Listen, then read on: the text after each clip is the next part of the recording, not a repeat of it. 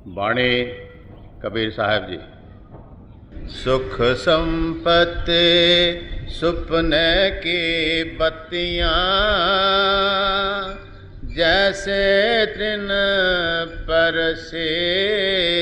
आप जो कहते हैं कि बाहर के हमें सुख प्रतीत होते हैं, तो ये जो सुख हैं ये भी क्षणभंगुर हैं, ये भी चंद रोज़ा हैं, ये हमेशा रहने वाले नहीं।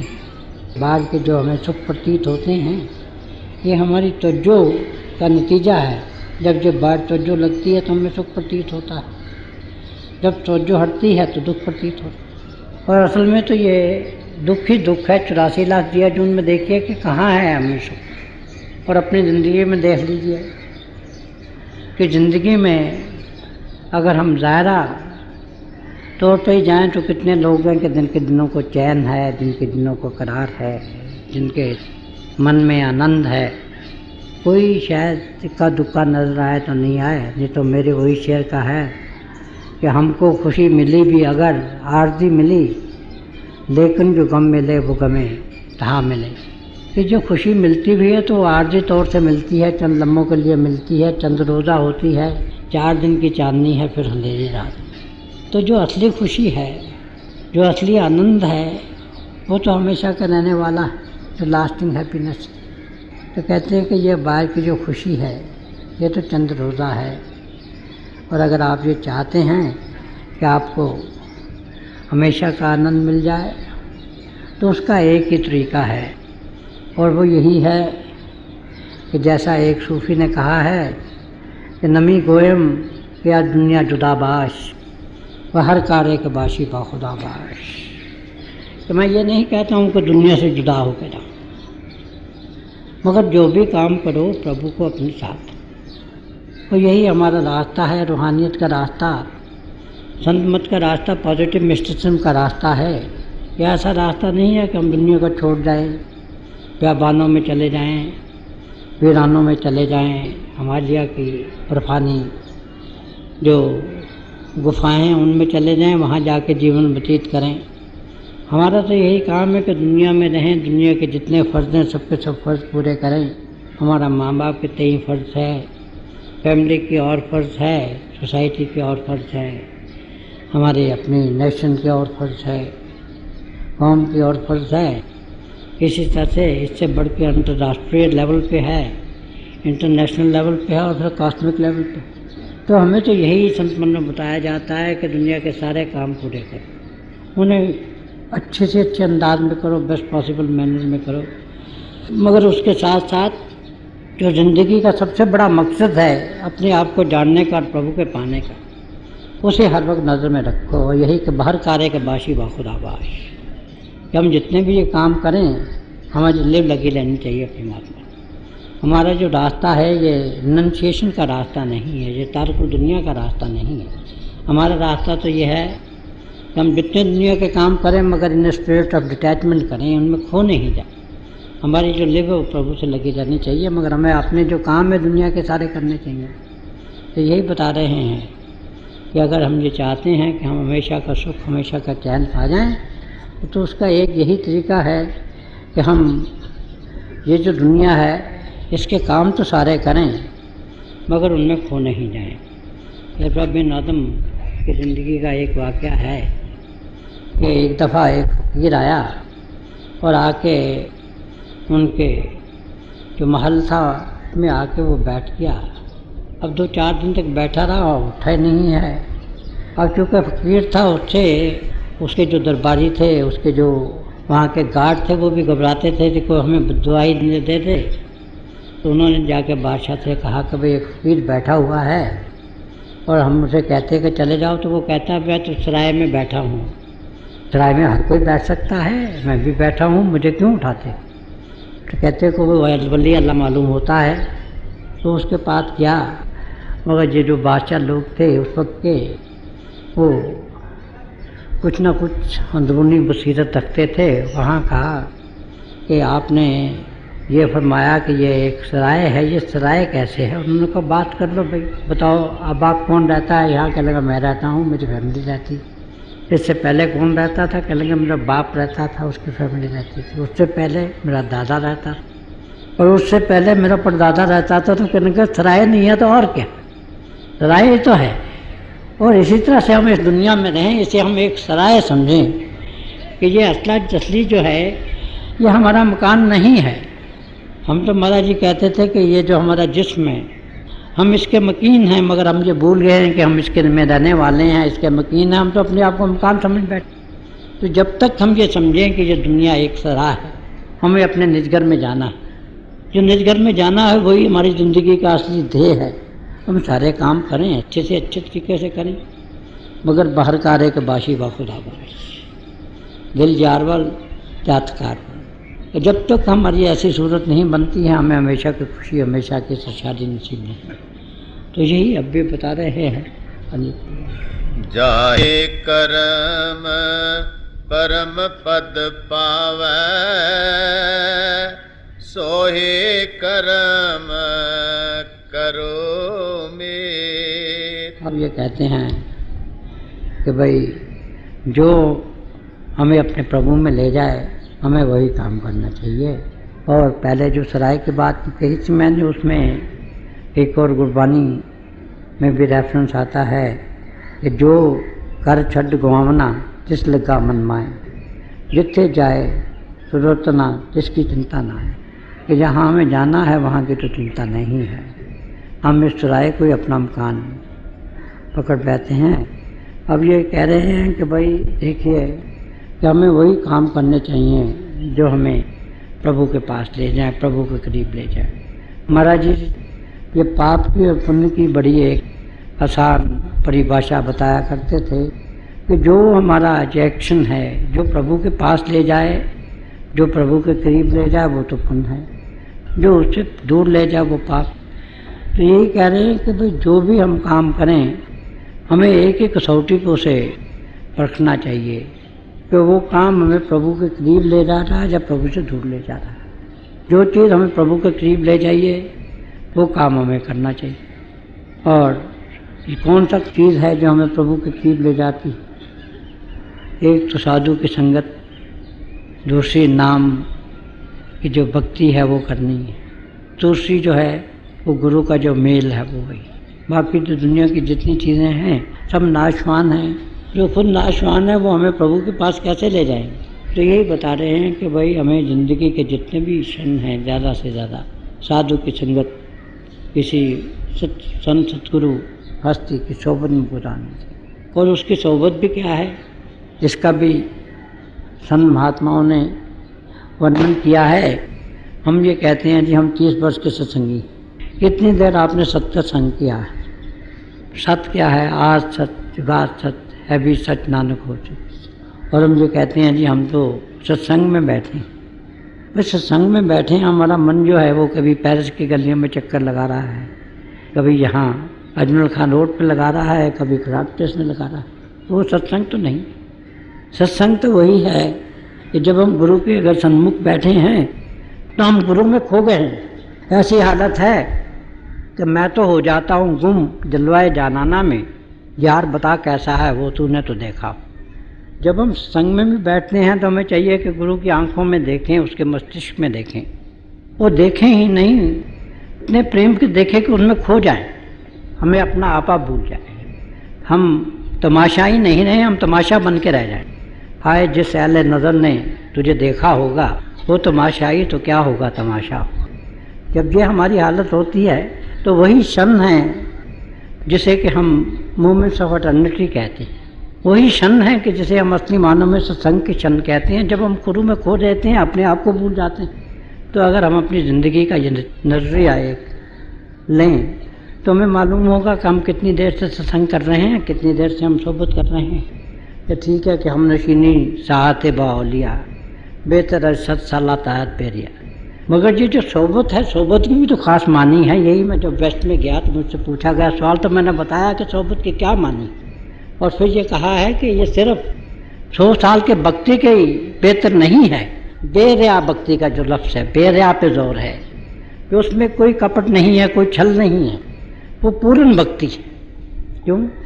भक्ति में तो महाराज जरूर कहा करते थे, कि भाई देखो, ये जो आप भजन करेंगे, कभी मन लगेगा, कभी नहीं लगेगा।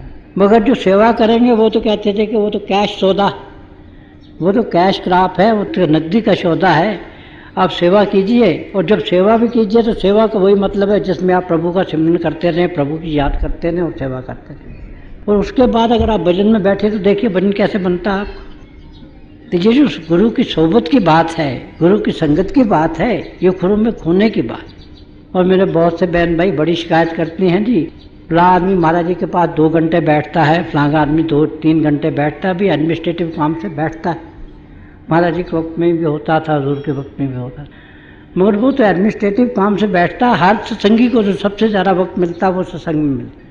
और सत्संग ही एक ऐसा मौका है कि जिसमें आदमी को असली मानव में जो तसव्वुर है उसके भी अगर पकने का अगर कोई मुकाम है तो वो सत्संग है। क्योंकि गुरु में देखता है, गुरु में खो जाता है, अपने को खो जाता है। जब आंखें बंद करता है तो गुरु का स्वरूप सामने आता है। क्योंकि महाराज जी ने तो तसव्वुर के मामले को बहुत अच्छी तरह से सुलझाया है और समझाया है कि वो तसव्वुर नहीं है।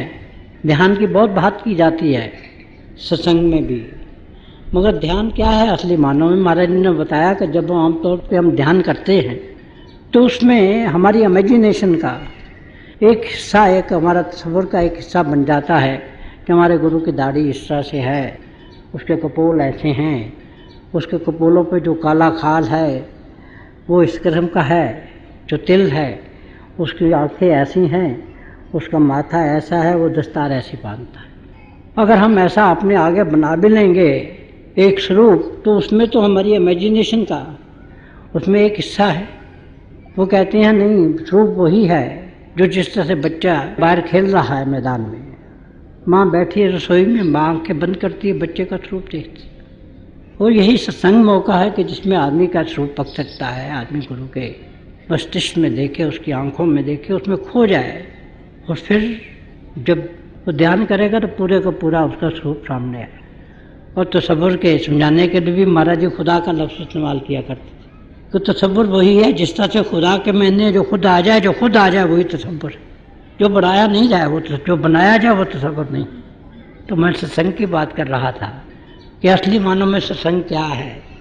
हम बहुत दावे करते हैं, दावेदार तो बहुत होते हैं, मगर हमने कितनी देर सत्संग किया है, कभी हमने ये सोचा है? इसी तरह से ये जो कब बात कह रहे हैं कि हम ऐसे काम करें कि जो हमें प्रभु के करीब ले जाएं। जाहे करम परम पद पावै,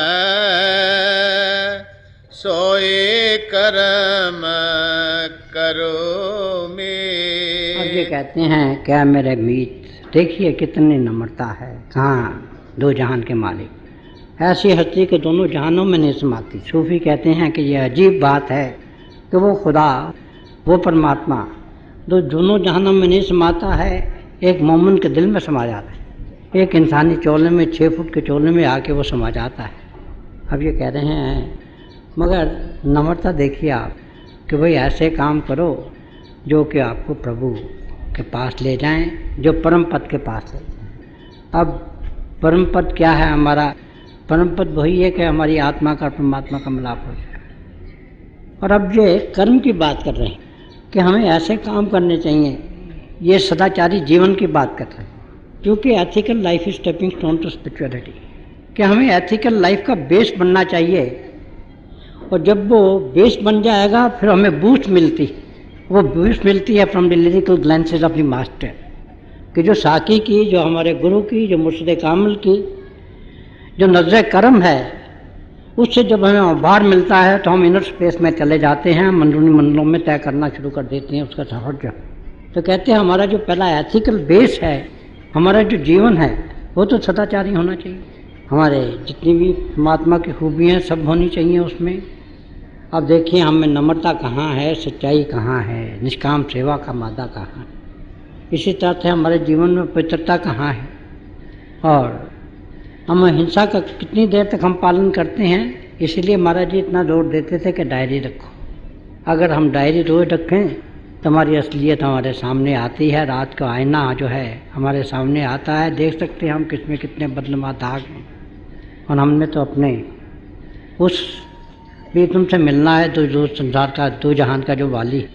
तो ये कहते हैं भाई ऐसे कर्म करो, अपना जो जीवन है उसे ऐसा सदाचारी बनाओ कि सदाचार का आपका बेस बन जाए, और फिर जब गुरु की नज़्ज़े कर्म से आपको उबार मिलेगा, जब वो नदरों नदी आपको निहाल करेगा, तो फिर आप रूहानी मंडों में सफ़र करने वाले बन जाएंगे।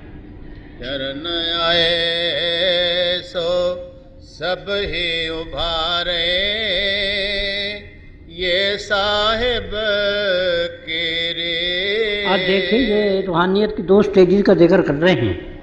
पहली स्टेज में तो कर्म का जिक्र किया है, जिसमें ये कहा है कि हमारा जीवन सदाचारी होना चाहिए। अब उससे ऊपर उठ के कहते हैं कि 2 रास्ते हैं रूहानियत में, एक है करनी का, एक है शरण का। करनी का रास्ता तो ये है कुछ तरक्की की, उसके बाद फिर तनद्दुल हो गया, तरक्की हो गई, फिर तरक्की हुई, फिर तरक्की हो गई। इसी तरह से कभी हमारी प्रोग्रेस हो गई, कभी रेट्रोग्रेशन हो गई, कभी हमने तरक्की कर ली, कभी तरक्की कर ली। आहिस्ता आहिस्ता धीरे धीरे चलता है।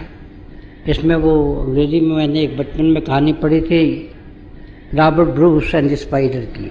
तो वो ये बताते थे कि उसने एक मकड़ी को देखा, तो जाले पे ऊपर उठती थी, फिर गिर जाती थी, फिर उठती थी, फिर गिर जाती थी, फिर उठती थी, फिर इस करता था, इस तरह चलती है। मगर इस रास्ते में जो आखिरी मंजिल है वो वही आती है कि जिसमें अपने आप को गुरु के अपने को हवाले करना पड़ता है। ये एफर्टलेस एफर्ट का पार्ट है। प्रभु को पाने के 2 रास्ते हैं, और यही बताए हैं सब सूफियों ने। एक तो ये कहा है कि एफर्टलेस एफर्ट का पार्ट है, और दूसरा ये है कि बी विद जो master all alone, be with God all alone. अगर हमें ये 2 राज समझ में आ जाए, उन पे अमल करना शुरू कर दे, तो रूहानियत में कोई तरक्की नहीं, कोई मुश्किल नहीं बनती, उसमें तरक्की के चांसेस बहुत बढ़ जाते हैं।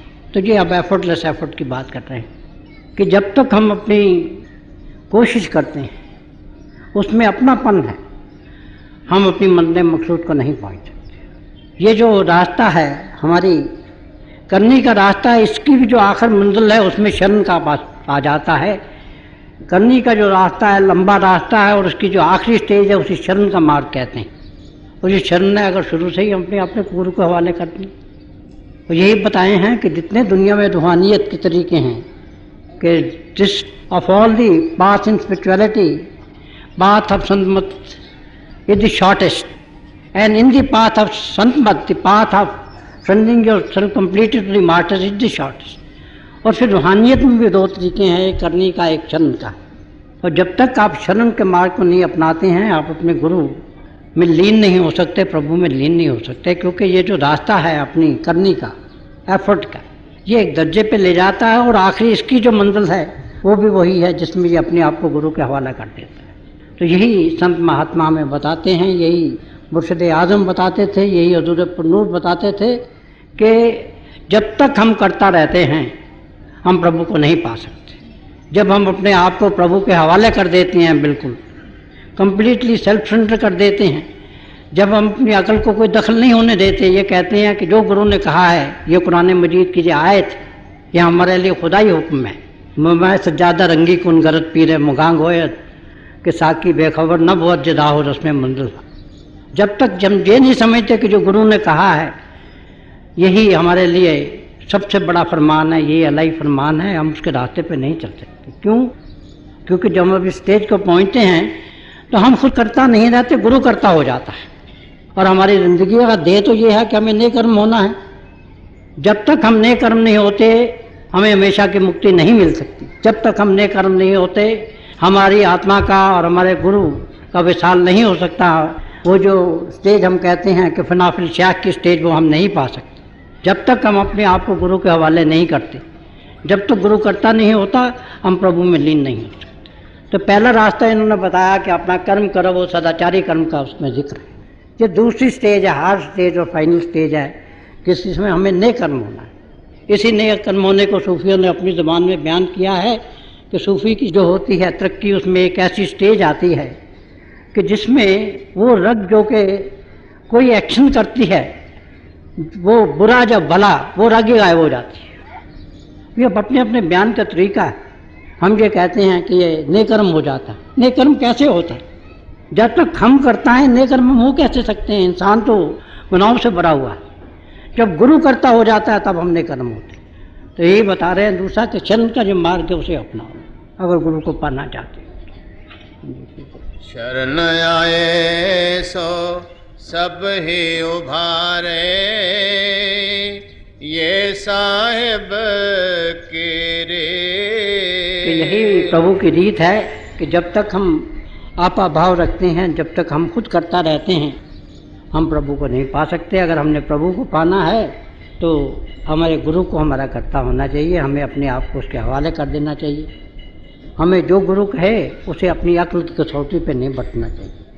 जो गुरु कहे उसका फरमान अल्लाही फरमान है हमारे लिए। जब तक हम उस स्टेज को नहीं पहुंचते हैं हम गुरु को पा नहीं सकते।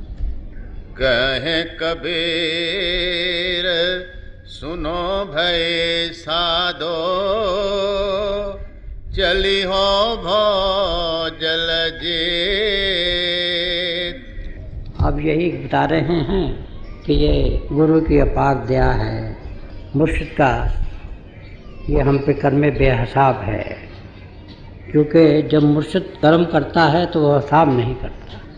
वो वैसे भी प्रेम में हिसाब तो होता नहीं, प्रेम में लेन देन का कोई सवाल नहीं होता, उसमें कोई आदमी तोलता नहीं कि कितना दिया है कितना लिया है, वो तो देना ही देना है। और इसी तरह से मुर्शिद का भी जो कर्म है वो बेहिसाब है। वो तो अकुट जो है मंडार लाता है और उसे रूहानियत के बख्शिश के और अपना सरोकार उसी से रखता है।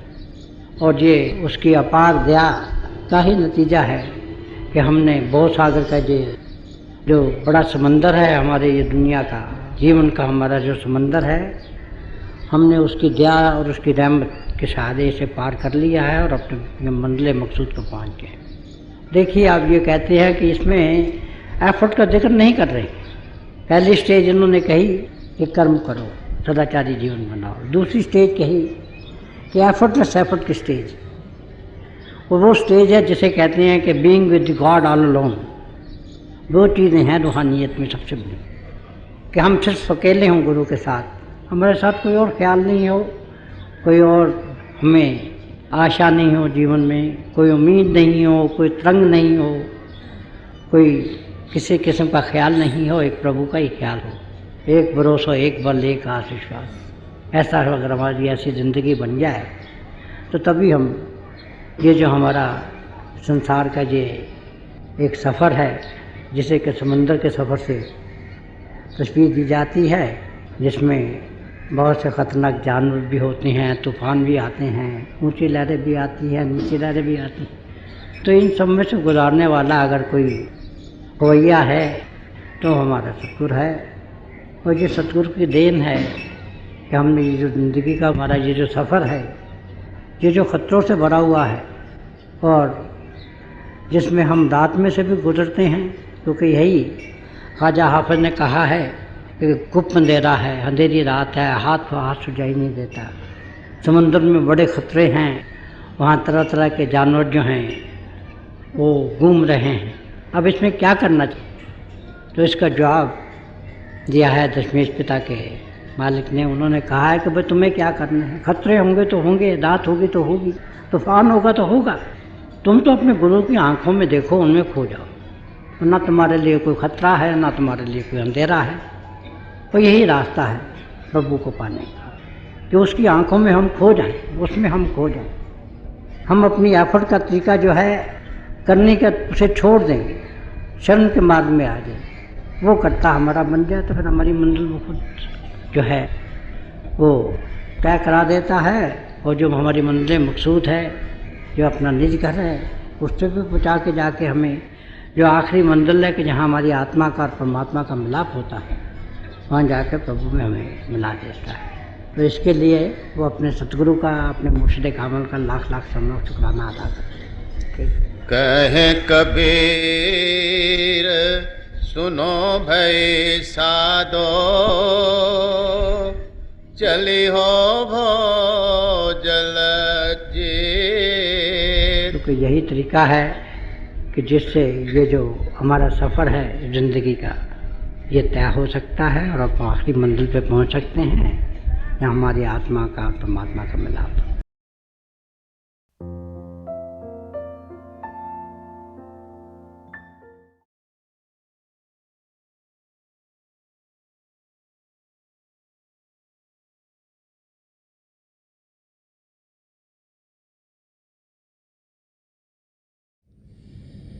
प्यारे भाई और बहनों,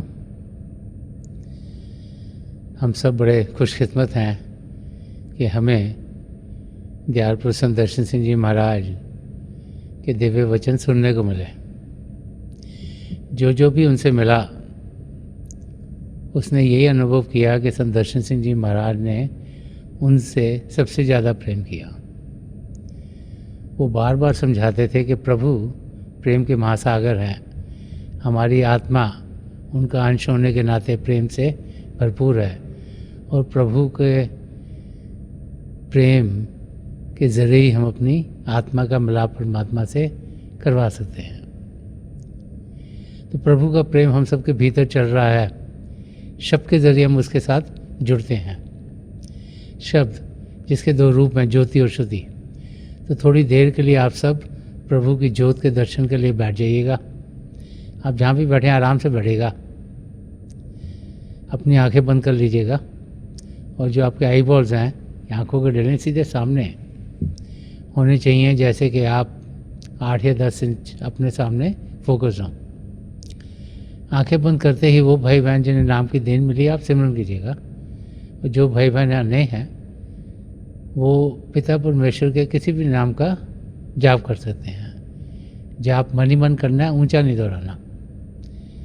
आपके सामने रोशनी के चिन्ह दिखेंगे, बड़े ध्यान से जो भी नज़ारे दिखते हैं उसे ध्यान से देखिएगा और आप देखेंगे कि दिन ब दिन जैसे जैसे आप अभ्यास करते चल जाएंगे, आपको अंदर में प्रभु की ज्योति, आसमान, सितारे, चंद्रमा, सूर्य और बहुत से नज़ारे देखने को मिलेंगे।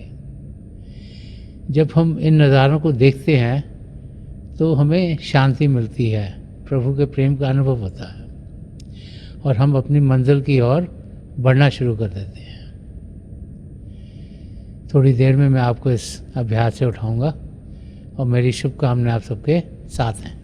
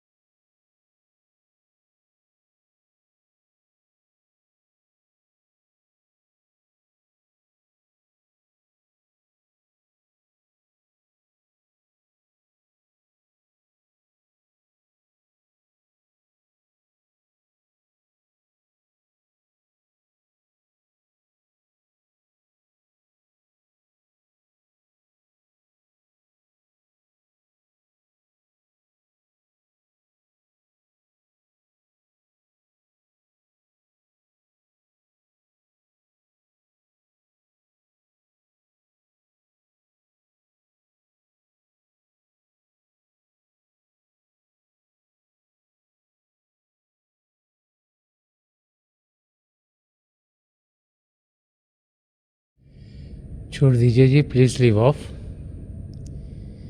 मेरी पिता परमेश्वर के चरण कमलों में और जो पिछली संचय के महापुरुष हुए हैं, हजूर बाबा सावन सिंह जी महाराज, परम संत कृपाल सिंह जी महाराज और दयाल प्रसन्न दर्शन सिंह जी महाराज के चरण कमलों में यही प्रार्थना है कि प्रभु को पाने का रास्ता, जिस रास्ते पर इन महापुरुषों ने हम सबको चलाया है, उस रास्ते पर हम तेज़ी से चल सकें। इन महापुरुषों की दया कृपा हम सब पर बनी रहे ताकि हम अपनी मंजिल को बहुत ही जल्दी पा लें।